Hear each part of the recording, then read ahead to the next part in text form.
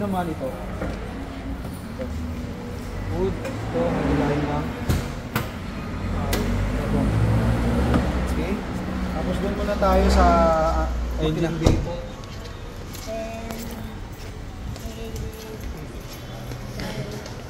Ito po, may latch po tayo dito sa other unit.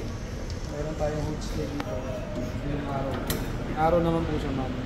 Tapos, dito sa engine bay, meron tayong makikita po dito ng mga white caps. Dito po, white dito na. Ito yung dipstick natin para makita yung level tsaka quality ng oil.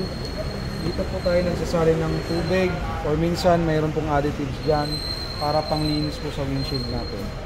Okay? Dito po hindi natin normal na ginagalaw dapat itong radiator cap. Lalo na pag mainit, bubulwak po yan. Nakakapasok. Tapos ito po, dito po tayo naglalagay ng coolant. Kulang yan. Coolant.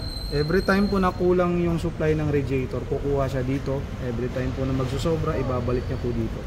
Dito po dapat tayo nagre-refill ng coolant, hindi po dito. Ito sa tubig. Tubig po yan sa windshield washer. Ito po hindi na po ito ginagalaw dapat ha. Diyan po nagsasalin ng oil ang mga taga-service. Okay? Dito naman sa kabila, sa kanan. Ito yung brake fluid natin. Lalo pag maglo-long drive po kayo, dapat po na-check po ito. Kasi braking system po ito nakasakit. Okay? Tapos yung battery din po, dapat na-check din po. Nakamaluwag na po yung polo niya. Biglang mamatay yung sasakyan. Okay? Tapos ito po, fuse box po natin. Hindi po ito normal na ginagalaw po.